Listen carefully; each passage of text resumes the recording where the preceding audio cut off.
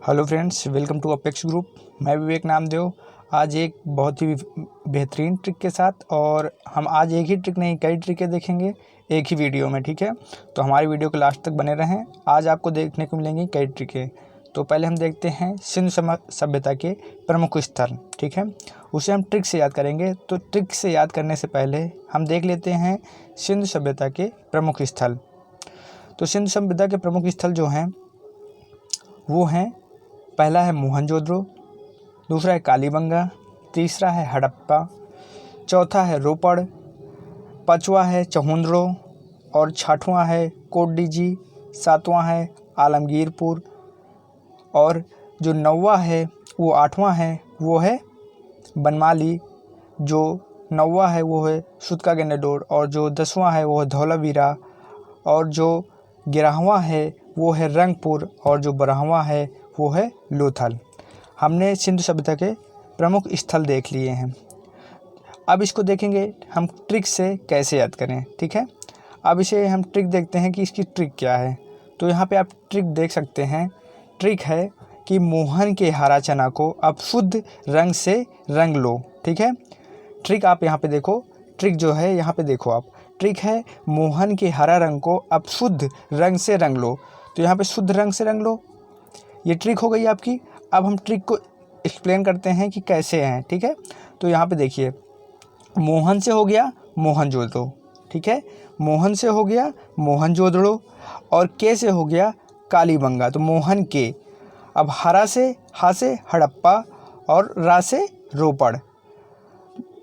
मोहन के हरा हो गया यहाँ, फिर चना, चना से हो गया चहुंदड़ो, को से हो गया कोटडीजी, आ से हो गया आलमगीरपुर और बा से हो गया, यहाँ पे बा देखिए, बा से हो गया बनमाली, सू से हो गया सूतका गेंडाडोर और धा से हो गया धौलावीरा, रंग से हो गया रंगपुर और लो से हो गया लोथल।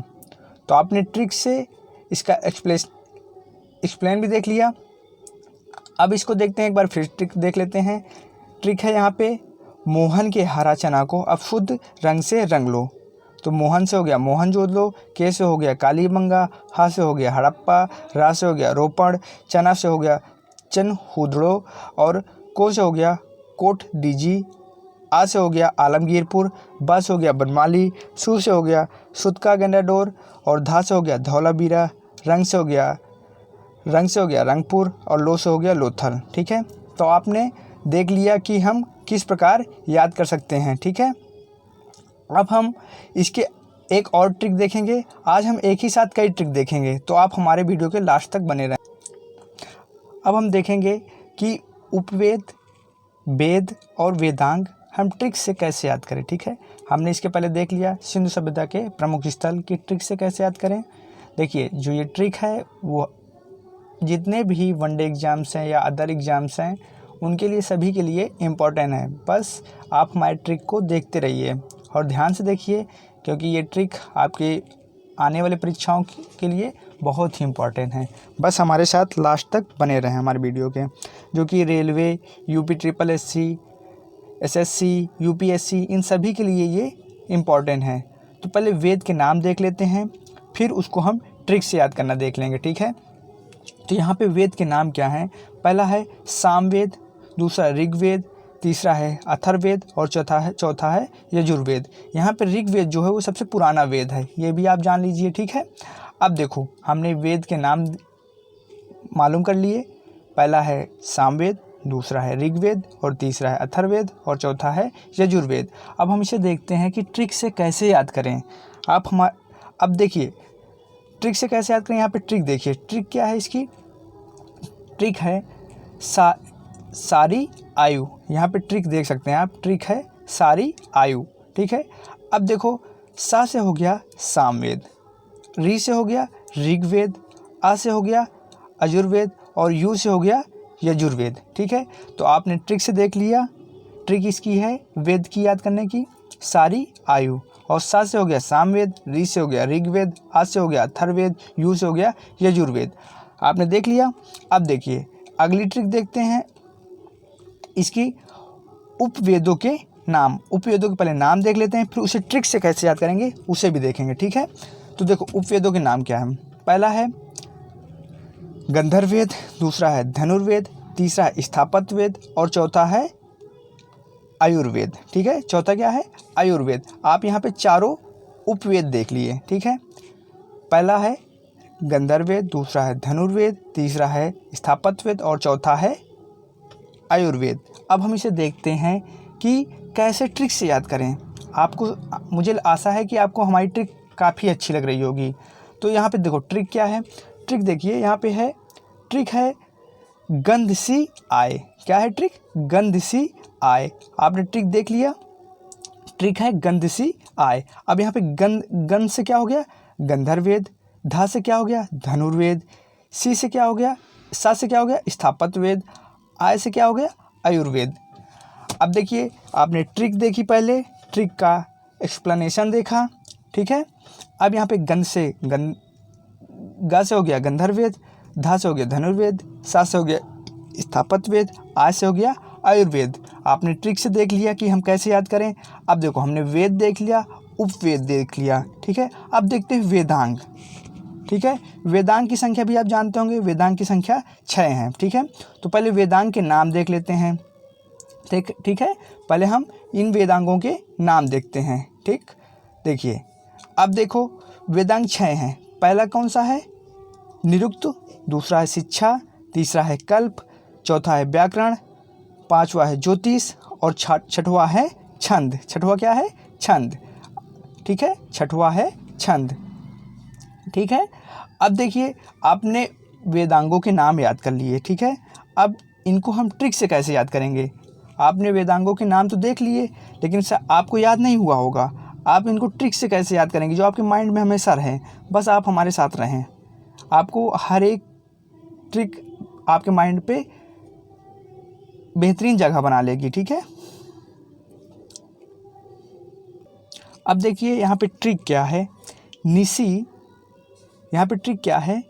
निसी, अब निसी कब जाए छा। ठीक है, यहाँ पे आप ट्रिक देख सकते हैं। ट्रिक आप देखिए यहाँ पे है निसी कब जाए छा। ठीक है, तो नी से हो गया निरुक्त वेद। ठीक है, और सी से हो गया शिक्षा, का से हो गया कल्प, बा से हो गया व्याकरण, जाय से हो गया ज्योतिष और छा से हो गया छंद। छा से क्या हो गया? छंद। ठीक है, छा से हो गया छंद। तो आपने वेदांग, उपवेद, वेद, वेदांग की संख्या 6 है जिसको आपने ट्रिक से देख लिया। नी से हो गया निरुक्त, सी से हो गया शिक्षा, का से हो गया कल्प, बा से हो गया व्याकरण और जाय से हो गया ज्योतिष और छा से हो गया छंद। ठीक है, आपने इसको भी देख लिया बड़े आसान तरीके से कि हम इसे कैसे याद करें। ठीक है, अब देखिए हमने 2 ट्रिक देख ली। पहली देखी सिंधु सभ्यता के प्रमुख स्थल, फिर दूसरा देखा वेद, वेदांग और उपनिषद। इन तीनों को, चारों को हमने ट्रिक से याद करना देख लिया। अब हम अगली ट्रिक की ओर चलते हैं। बस वीडियो के लास्ट तक रहें। देखिए हमने देख लिया सिंधु सभ्यता, वेद, उपवेद और वेदांग। ट्रिक से हमने अच्छे से देख लिया। अब देखेंगे हुमायूं द्वारा लड़े गए युद्ध। क्रमशः जो हुमायूं द्वारा लड़े गए युद्ध हैं, बारी बारी से कौन से लड़े गए, पहले कौन लड़ा गया, फिर उसके बाद कौन सा लड़ा गया, फिर उसके बाद कौन सा लड़ा गया। हम इन सभी युद्धों को ट्रिक से देखेंगे, लेकिन ट्रिक से देखने के पहले देख लेते हैं कि हुमायूं ने कौन कौन से युद्ध लड़े। तो देखते हैं। ठीक है, तो हुमायूं द्वारा लड़ा गया जो युद्ध है वो है पहला देवरा का युद्ध। पहला क्या है? देवरा का युद्ध।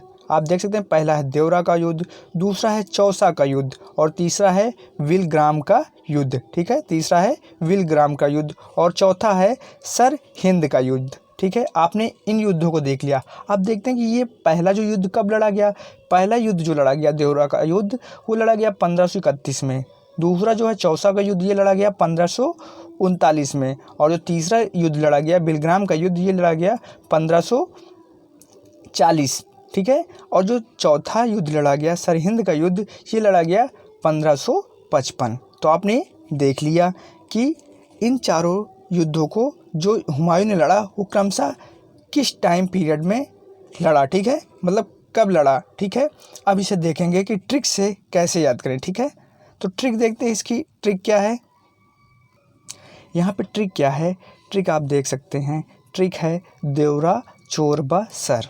ट्रिक क्या है यहाँ पे आप देखिए, बड़ी आसान ट्रिक है देवरा चोर ब सर। ठीक है, अब आपने ट्रिक तो देख लिया, ट्रिक है देवरा चोर ब सर। अब इसमें से हम देखते हैं देवरा, ये देवरा है, यहाँ पे भी देवरा है, देवरा से हो गया देवरा का युद्ध 1531 ईस्वी में। फिर चोर से हो गया चौसा का युद्ध, कब, 1539 ईस्वी में। बा से हो गया बिलग्राम का युद्ध 1540 ईस्वी में। और सर से हो गया सरहिंद का युद्ध, और ये कब, ये 1555 में। ठीक है, तो ट्रिक है देवरा चोर ब सर।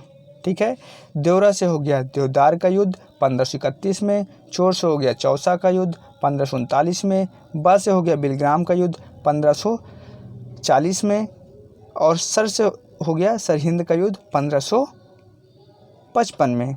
तो आपने इस ट्रिक को भी देख लिया कि हम ट्रिक से बड़े ही आसान तरीके से कैसे याद कर लिए। अब हम अगली ट्रिक भी देखेंगे, बस हमारे वीडियो के साथ तक रहें। पहले उस अगली ट्रिक देखने से पहले हम कुछ इसके इम्पॉर्टेंट फैक्ट भी देख लेते हैं। ठीक है, हुमायूं द्वारा संबंधित कुछ महत्वपूर्ण तथ्य भी देख लेते हैं। तो तथ्य क्या हैं उसे देखते हैं पहले। ठीक है, यहाँ पे जो तथ्य है वो पहला यहाँ पे आप देखिए, 29 दिसंबर 1530 ई को आगरा में हुमायूं ने 23 साल की उम्र में सिंहासन पर बैठा। जो हुमायूं है वो कितने साल की उम्र में सिंहासन पर बैठा, वो बैठा 23 साल की उम्र में। ठीक है, 23 साल की उम्र में। अब अगला क्वेश्चन देखते हैं, हुमायूं ने दिल्ली में दीन पनाह शहर की स्थापना की। दिल्ली में जो किस शहर की स्थापना की, दीन पनाह नामक शहर की स्थापना की। फिर अगला पॉइंट, जो तीसरा पॉइंट है उसको देखते हैं, जनवरी 1556 में ही दीन पनाह भवन में स्थित जो पुस्तकालय है उसके सीढ़ियों से गिरकर हुमायूं की क्या हो गई, मृत्यु हो गई। दीन पनाह शहर की स्थापना की हुमायूं ने, और दीन पनाह भवन में ही लाइब्रेरी स्थित थी या पुस्तकालय, जिसके सीढ़ियों से गिरने के कारण उसकी मौत हो गई हुमायूं की। ठीक है, अब हम चौथा पॉइंट देखते हैं। चौथा पॉइंट यहाँ पे क्या है, शाहजहां हुमायूं की जीवनी हुमायूंनामा की रचना उनकी बहन गुलबदन बेगम से करवाई। अब देखो, ये क्वेश्चन पूछ लिया जाए कि शाहजहां ने, अभी ये क्वेश्चन पूछा जा सकता है कि हुमायूंनामा की रचना किसने की, हुमायूंनामा की रचना गुलबदन बेगम उनकी बहन ने की। लेकिन इस रचना की जो जीवनी है हुमायूं की, उसको किसने लिखवाया, तो शाहजहां ने हुमायूं की जीवनी की रचना के लिए उसकी बहन गुलबदन बेगम से रचना करवाई। ठीक है, अब आपने देख लिया हुमायूं द्वारा लड़े गए युद्ध क्रमशः, फिर उसके प्रमुख तथ्य देख लिए। अब हम अगली ट्रिक को देखते हैं, जो कि अब फ्रेंड्स हम देखते हैं जहांगीर के शासनकाल में आने वाले विदेशी यात्री। ठीक है, तो पहले हम ट्रिक देखने से पहले हम उनके यात्रियों को देख लेते हैं कि कौन कौन से आए, फिर उसके बाद देखते हैं ट्रिक। ठीक है, जो कि बहुत ही बेहतरीन होगी, जो कि आपके माइंड में एक जगह बना लेगी। ठीक है, जो आप नहीं भूलेंगे। बस पहले हम पहले देखते हैं उनके यात्रियों को कि कौन से यात्री कब आए। ठीक है, तो देखते हैं। पहले जो हैं वो सर थॉमस रो हैं, दूसरे हैं निकोलस डाउनस्टन, तीसरे हैं विलियम फिंच, और चौथे हैं फ्रांसिस्को बिलशॉर्ट, और जो पांचवें हैं वे हैं विलियम हॉकिंस। ठीक है, और जो हैं छठवें हैं हमारे, वो हैं एडवर्ड टेरी। कौन है, एडवर्ड टेरी। और जो सातवें हमारे हैं वो हैं विलियम डेला वाल। तो हमने देख लिया विदेशी यात्री। ठीक है, विदेशी हमने यात्री देख लिया, किसके शासनकाल में आने वाले, जो शाहजहां के शासनकाल में आने वाले विदेशी यात्री को हमने देख लिया। Sir Thomas Roe, Nicholas Downton, William Finch, Francisco Bilshort, William Hawkins, Edward Terry. ठीक है, और पिएत्रा डेला वाले। ठीक है, हमने इनको देख लिया। अब देखते हैं कि ट्रिक से कैसे इसे याद करें। ठीक है, तो ट्रिक देखते हैं, ट्रिक से कैसे याद करें। यहाँ पे ट्रिक है, ट्रिक भी बहुत ही बेहतरीन है। ठीक है, ट्रिक जो हमारी है बहुत ही बेहतरीन है। आप देख सकते हैं थॉमस ने फीफा कप या फीफा में हॉट टी पिया। ठीक है, फीफा कप जो नहीं होता खेल, तो यहाँ पे वहाँ से लिया गया है फीफा, ठीक है। तो थॉमस ने फीफा में हॉट टी पिया, ठीक है। अब इसको देखते हैं कि इस ट्रिक को कैसे अप्लाई करते हैं। तो हम देखते हैं, थॉमस से हो गया सर थॉमस रो, ने से हो गया निकोलस डाउनस्टन, फी से हो गया विलियम फ्रेंच हुआ, फी से फ्रेंच, फा से हो गया फ्रांसिस्को पिलसार्ट, हॉट से क्या हुआ विलियम हॉकिन, ठीक है। हा से हो गया हॉकिंग, टी से हो गया टेरी, पिया से हो गया पिएत्रा, ठीक है। अब था से हो गया थॉमस कोयार्ड, ठीक है। हमने ट्रिक देख लिया, ट्रिक क्या थी, थॉमस ने फीफा कप में हॉट टी पिया, और फिर हमने उसको अप्लाई करके देख लिया, क्या था, थॉमस से हो गया सर थॉमस, ने से हो गया निकोलस डाउनस्टन, फी से हो गया विलियम फ्रिंच, फा से हो गया फ्रांसिस्को पिलसार्ट, ठीक है। हॉट से हो गया हॉकिंस, टी से हो गया टेरी, पिया से हो गया पिएत्रा, था से हो गया थॉमस कोरियार्ड, ठीक है। हमने इसको भी ट्रिक से याद कर लिया, बेहतरीन ट्रिक थी। अब देखिए दोस्तों, हम एक और ट्रिक देखेंगे। हम इसी वीडियो में मैक्सिमम आज 10 ट्रिक देखेंगे, जो कि आपको एक जीएस में आपको एक बेहतरीन स्थान पे पहुंचा देगी। देखिए, आजकल हिस्ट्री में कुछ ज़्यादा तो पूछा नहीं जाता, लेकिन जो पूछे जा रहे हैं वो सिलेक्टेड पॉइंट पूछे जा रहे हैं, कुछ सिलेक्टेड एरिया है उसी से पूछे जा रहे हैं कि कौन सा यात्री किसके शासनकाल में आया, कौन सा युद्ध लड़ा गया, ठीक है। फिर सही क्रम पे लगाएं, मुग़ल शासनकाल के शासकों के सही क्रम लगाएं। ऐसे ही बहुत सारे क्वेश्चन पूछे जा रहे हैं, जो कि हम आज बेहतरीन ट्रिक से याद कर लेंगे। आपको परेशान होने की कोई ज़रूरत नहीं होगी, ठीक है। बस देखते रहिए। अब देखिए, हम एक और ट्रिक के साथ, ठीक है, एक और ट्रिक देख रहे हैं। जो ट्रिक क्या है, ट्रिक है बाबर द्वारा किए गए प्रमुख कार्य। क्या है ट्रिक, बाबर द्वारा किए गए प्रमुख कार्य कौन कौन से हैं, ठीक है। ये बाबर द्वारा प्रमुख किए गए कार्य को हम देख लेते हैं कि ये बाबर द्वारा जो किए गए प्रमुख कार्य वो कौन कौन से हैं, ठीक। अब देखते हैं कि ट्रिक कौन कौन सी है।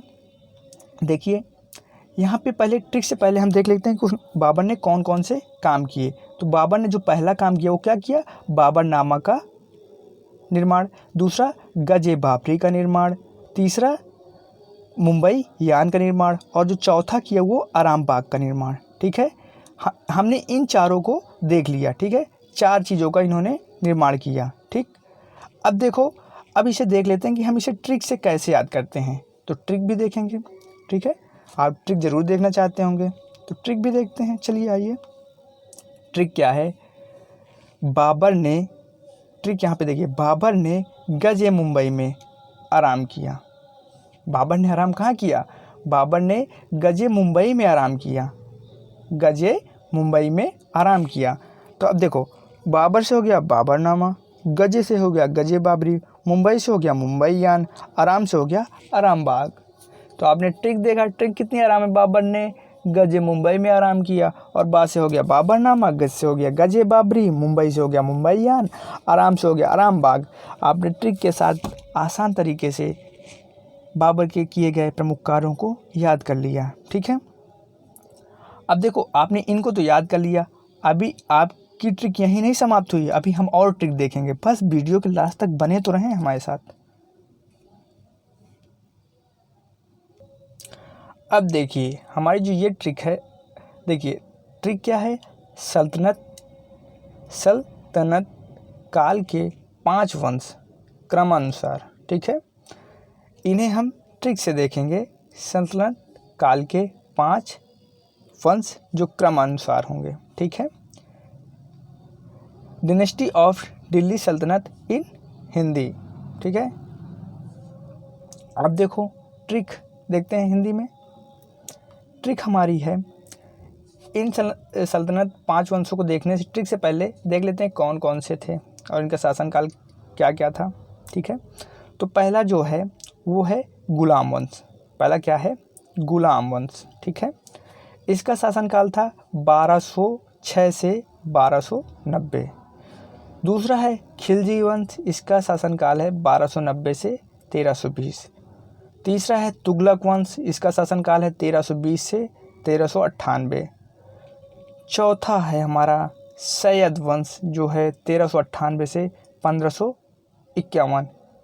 और जो पांचवा है वो है लोधी वंश, जो है 1551 से 1526। तो हमने प्रमुख मतलब जो दिल्ली सल्तनत के 5 क्रमानुसार शासक हैं, वो जो शासक हुए हैं, या सल्तनत काल के 5 क्रमानुसार वंश जो हुए हैं उनको हमने देख लिया। पांचों को हमने बड़े ही आसान से देख लिया। ठीक है, अब आपने इनको तो देख लिया, आपको अभी याद नहीं हुए होंगे, लेकिन जब ट्रिक देखेंगे तो आपको लगेगा वाह क्या ट्रिक है। तो ट्रिक देखते हैं। ट्रिक क्या है? गुल खिला तू सोलो में। देखिए, गुल खिला तू सोलो में, ट्रिक भी क्या है? गुल खिला तू सोलो में।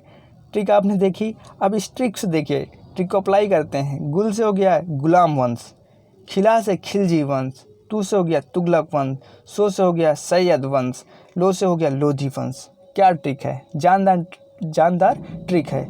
अब देखिए, गुल से गुलाम वंश, इसका शासनकाल था 1206 से 1290। खिलजी वंश 1290 से 1320 तक। तू से हो गया तुगलक वंश 1320 से 1398 तक। सो से हो गया सैयद वंश जो 1398 से 1451 तक। लो से हो गया लोधी वंश और ये 1551 से 1526 तक। तो हमने बड़े ही आसान तरीके से याद कर लिया। वो भी ट्रिक क्या है? गुल खिला तू सोलो में। ठीक है, कितनी आसान सी ट्रिक थी, गुल खिला तू सोलो में। अब इसके कुछ इम्पॉर्टेंट फैक्ट भी देख लेते हैं। देखिए, पहला क्या है? पहला आप देखिए यहाँ पे क्या है। पहला है कि दिल्ली सुल्तानों के शासनकाल में बंद ए खास, जो बंद ए खास है उसे शाही गुलामों को कहा जाता था। जो बंद ए खास है ये किसे कहा जाता था? ये शाही गुलामों को कहा जाता था। ठीक है, शाही गुलामों को कहा जाता था बंद ए खास। दूसरा पॉइंट क्या है? सल्तनत काल में प्राचीन डाक व्यवस्था का विस्तृत विवरण इब्न बतूता ने दिया। किसने दिया? इब्न बतूता ने। तो आपने कुछ इम्पोर्टेंट तथ्य भी देख लिए।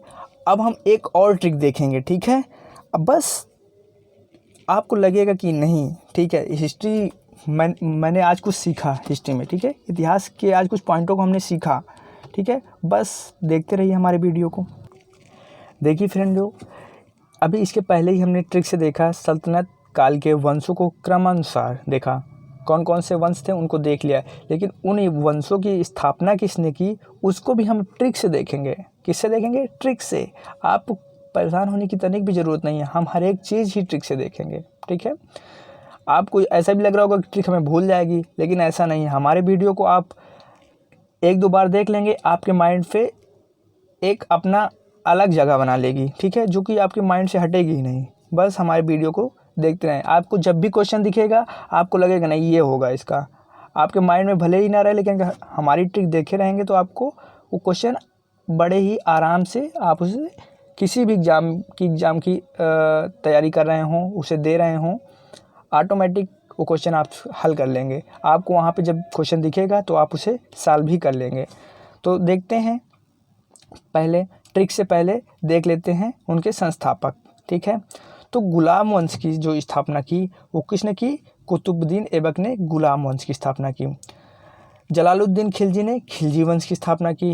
गयासिन तुगलक ने तुगलक वंश की, और खिज खां ने सैयद वंश की, और बहलोल लोधी ने लोधी वंश की स्थापना की। बहलोल लोधी ने लोधी वंश की स्थापना की। ठीक है, तो इसे आप ट्रिक से कैसे याद करेंगे उसे देखेंगे। ठीक है, तो ट्रिक देखने के लिए चलिए देखिए ट्रिक क्या है। ट्रिक है ऐबक जल गया खेल में। आपको ट्रिक नहीं दिख रही होगी, ट्रिक है कहाँ? देखिए ट्रिक ये है, ट्रिक है ऐबक जल गया खेल में, ये ट्रिक है। ठीक है, ऐबक से हो गया कुतुबुद्दीन ऐबक, और आप वंश के क्रम पहले ही याद कर लिए थे, गुल खिला तू सोलो में। ठीक है, गुल से हो गया गुलाम वंश, खिला से खिलजी वंश, तू से हो गया तिगलक वंश, सै से हो गया सैयद वंश, लो से हो गया लोधी वंश। गुल खिला तू सोलो में, ये आपने पहले ही याद कर लिया था। अब इनके संस्थापक को याद करने की ट्रिक क्या है? ऐबक जल गया खेल में। तो ऐबक से हो गया कुतुबुद्दीन ऐबक, और कुतुबुद्दीन ऐबक ने गुलाम वंश की स्थापना की। ठीक है, जलालुद्दीन खिलजी खिलजी वंश की, गयासुद्दीन तुगलक तुगलक वंश की, खिज्र खां सैयद वंश की, और बहलोल लोधी लोधी वंश की। ऐबक से हो गया कुतुबुद्दीन ऐबक, जल से हो गया जलालुद्दीन खिलजी, गया से हो गया गयासुद्दीन तुगलक, खेल से हो गया खिज्र खां, ला से हो गया बहलोल लोधी। ठीक है, लोधी, ला से लोधी, और लोधी वंश की स्थापना की उन्होंने। ठीक है, हमने ट्रिक देख लिया। अब देखिए इसके कुछ इम्पॉर्टेंट तथ्य देख लेते हैं जो कि एग्जाम के लिए इम्पॉर्टेंट होगा। पहला क्या है, बगदाद। पहला नोट क्या है, बगदाद के खिलाफ अल आदिल बिल्लाह ने महमूद गजनवी को यमीद उद दौला या साम्राज्य का दाहिना हाथ तथा अमीन उल मिल्लत मुसलमान नौ का संरक्षक था। ठीक है, उपाधि से सम्मानित किया गया। किसे, मुसलमान नौ का संरक्षक की उपाधि से इसे सम्मानित किया गया। दूसरा क्या है, अलबरेनू फिरदौसी उत्वी तथा फरुखसी मोहम्मद गजनवी के दरबार में रहते थे। ये दोनों किसके दरबार में रहते थे, फरुखसी और मोहम्मद गजनी के दरबार में। मलिक काफूर को 1000 दिनारी कहा गया, इसे 1000 दिनार में खरीदा गया था, इसीलिए इसे 1000 दिनारी कहा जाता था। तो दोस्तों आज की हमारी ट्रिक यहीं समाप्त होती है। अगली ट्रिक अगले लेक्चर में हम डेली एक ट्रिक के साथ या कई ट्रिकों के साथ आते रहते हैं। तो हमारे ट्रिक को टाइम से देखने के लिए या वीडियो की सबसे पहले नोटिफिकेशन प्राप्त करने के लिए हमारे वीडियो को या हमारे चैनल अपेक्स ग्रुप को सब्सक्राइब करें। अगर हमारी ट्रिक अच्छी लगी हो तो लाइक, शेयर और सब्सक्राइब करें। ठीक है, और हमें कमेंट में बताएं कि ट्रिक हमारी कैसी लगी। ठीक है, और अगर हमारी चैनल की PDF आपको प्राप्त करनी हो तो हमारे चैनल अपेक्स ग्रुप टेलीग्राम को फॉलो करें, वहाँ से आपको इसकी PDF भी मिल जाएगी। ठीक है, तो हमारी वीडियो को देखने के लिए थैंक यू आप सभी का। अगले वीडियो में फिर मिलते हैं।